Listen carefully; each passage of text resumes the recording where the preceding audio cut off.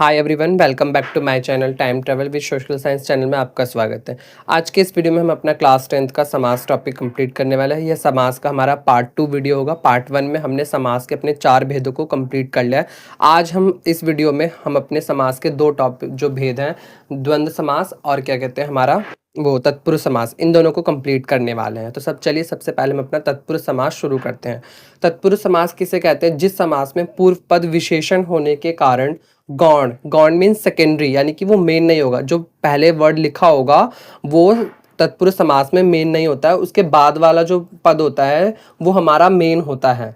तो यानी कि जो उत्तर पद होता है, नेक्स्ट वर्ड जो होता है वो हमारा विशेष्य होने के कारण प्रधान होता है। इसे हम तत्पुरुष समास कहते हैं। तत्पुरुष समास के हमारे 6 भेद होते हैं, जो कि आप कारक के रूप में भी पढ़ते हो। जो आप कारक पढ़ते हैं, कर्ता ने कर्म को करण से, वही उनमें से जो हमारे 6 भेद होते हैं वो हमारे तत्पुरुष समास के भेद होते हैं। तो कर्म तत्पुरुष समास होता है। करण तत्पुरुष, कर्म को करण से द्वारा संप्रदान के लिए आपादान से अधिकरण में पर, ये हमारे तत्पुरुष समास के भेद होते हैं। ये इसके क्या है? चिन्ह हैं। जब हम तत्पुरुष समास का समास विग्रह करते हैं तब हमारे ये चिन्ह आते हैं, और जब हम उसको समास विग्रह करके समास लिखते हैं तो हमारे ये चिन्ह जो होते हैं वो गायब हो जाते हैं। जैसे कि राजा का पुत्र, जब राजा का पुत्र लिखा हमने तो उसका हमारा समास होगा राजपुत्र। तो इसमें जो हमारा का जो परसर्ग था, जो समास था हमारा, वो हमारा का जो है कारक, वो हमारा गायब हो गया है। तो ये हमारा तत्पुरुष समास था। इसके बाद हमारा दूसरा समास है द्वंद्व समास। द्वंद्व समास में दोनों की प्रधानता होती है, और जितने भी हमारे विलोम शब्द होते हैं वो सारे के सारे हमारे द्वंद्व समास के ही उदाहरण होते हैं। द्वंद्व समास को पहचानने का एक और तरीका है कि जहाँ पर आपका और, अथवा, या, एम लगता है उसे भी हम द्वंद्व समास कहते हैं। एक और दूसरा तरीका है कि जहाँ पर आपको प्रतियोगिता, प्रतिस्पर्धा, प्रतिद्वंदिता हो, दो लोगों के बीच में कंपटीशन की फीलिंग हो, उसे भी हम द्वंद्व समास कहते हैं। जैसे राहुल गांधी और मोदी के बीच का, भाजपा कांग्रेस, ठीक है, सपा और भाजपा, तो सभी विलोम शब्द भी हमारे द्वंद्व समास के उदाहरण होते हैं। ये तो हो गया हमारा द्वंद्व समास। जैसे और इसके अलावा क्या हो सकता है? भाई बहन, क्या कहते हैं, माता पिता, दिन रात, तो ये सभी हमारे क्या हैं? द्वंद्व समास के उदाहरण हैं। इसके अलावा पाप पुण्य, आचार विचार, तो आचार और विचार, दाल और भात, तो दाल भात, खरा खोटा, खरा या खोटा, आगे पीछे, आगे और पीछे, तो ये हो गया। अब समास को पहचानने के लिए ट्रिक्स भी हैं कुछ, जिन ट्रिक्स को हम देखते हैं। तो अव्ययभावी समास में जो है के अनुसार या फिर अनुसार होता है, जैसे यथाशक्ति, तो शक्ति के अनुसार, तो ये ट्रिक है अव्ययभावी समास को पहचानने के लिए।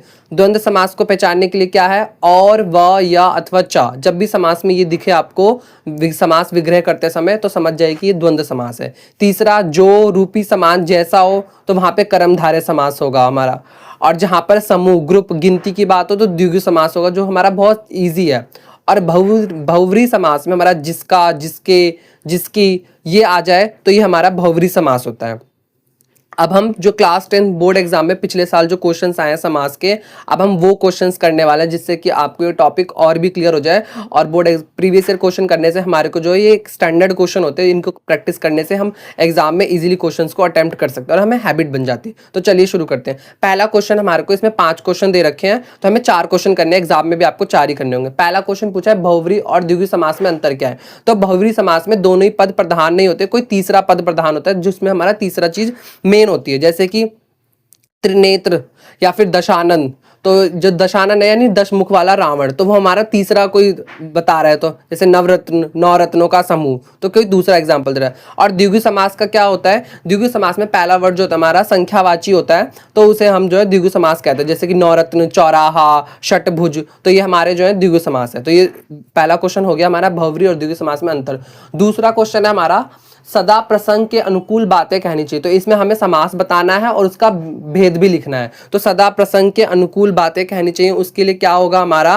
प्रसंगानुकूल या फिर समय के अनुसार बात करनी चाहिए। तो हमारा ये समास तो हो गया प्रसंगानुकूल, और भेद हो गया हमारा अव्ययभाव समास। अब हमारा तीसरा क्वेश्चन है हमारा शुभ है जो आगमन, इसमें भी हमें समस्त पद बताना है कि इसमें कौन सा समास होगा और समास का नाम लिखना है। तो शुभागमन हमारा समस्त पद हो गया और समास का नाम हो गया हमारा कर्मधारय। त्रिफला समास में हमारा त्रि यानी गिनती है, तो यहाँ पे द्विगु समास हो गया, ये हमारा द्विगु समास का उदाहरण है। कारण क्यों? क्योंकि पहला पद जो है इसमें संख्यावाची है, इसीलिए हमारा जो ये त्रिफला शब्द जो है वो हमारा द्विगु समास का उदाहरण है। अब हमें पांचवा क्वेश्चन था, हमें एक अव्ययभावी समास का उदाहरण देना है और हमें उसका अव्यय पद लिखना है। तो अव्ययभावी समास के बहुत से उदाहरण हो सकते हैं, यथाशक्ति, आमरण। तो इसमें यथावत जो होगा हमारा यथाशक्ति में, वो हमारा यथावत जो हमारा अव्यय है, और आमरण में भी अ जो हमारा वो अव्यय है। अनुरूप, तो अनु इसमें जो है वो हमारा अव्यय होगा। यथाक्रम, तो यथा भी हमारा अव्यय होगा। हमारा ये समास का टॉपिक कंप्लीट हुआ है। मिलते हैं नेक्स्ट वीडियो में। अगर वीडियो आप सभी को पसंद आई और क्वेश्चंस अच्छे लगे हों तो वीडियो को लाइक, शेयर एंड सब्सक्राइब करना ना भूलिएगा। मिलते हैं नेक्स्ट वीडियो में नेक्स्ट टॉपिक के साथ। तब तक के लिए bye bye, see you, have a nice day.